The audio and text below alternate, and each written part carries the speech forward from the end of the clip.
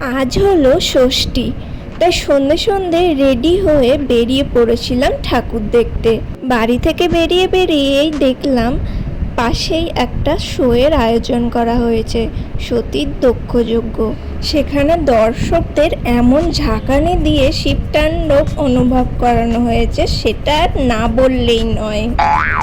তার পাশে এই ধুপোচি আকারের একটা প্যান্ডেল বানানো হয়েছিল, যেটা কিন্তু বেশ ভালো লাগছিল।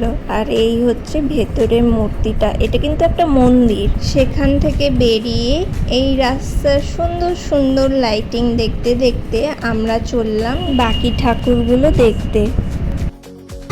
সবার বান্ধবীকে পুরো একদম লাইটিং দেখতেই ব্যস্ত।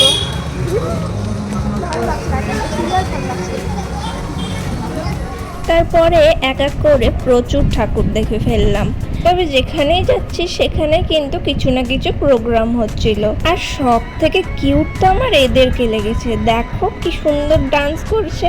সব জায়গায় প্রোগ্রাম হচ্ছিল বলে একটু দাঁড়িয়ে দাঁড়িয়ে কিন্তু অনেকক্ষণ টাইমই লেগে গিয়েছিল।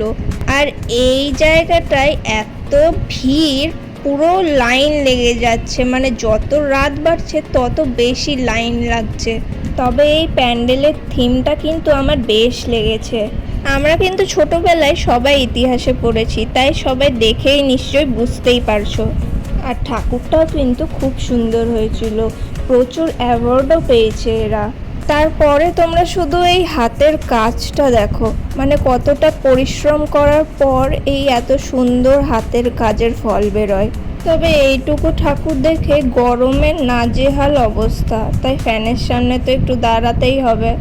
যেখানেই যাচ্ছিলাম অল্প করে একটু ফ্যানের হাওয়া খেয়ে নিচ্ছিলাম। সেখান থেকে বেরিয়ে আমরা কিন্তু প্রসাদ পেয়ে গেছিলাম। গলি গলি ঠাকুর দেখতে গিয়ে আমাদের ঘাম ছুটে গেল, তাই একটু কোল্ড ড্রিঙ্কস কিনে নিলাম। আর এই গরমের দিনে ঘামতে হলেও মোমো কিন্তু খেতে আমরা ছাড়ি না। প্যান্ডেলে ঠাকুর দেখার ভিড়, আর এখানে হচ্ছে খেলা দেখার ভিড় লেগেছে।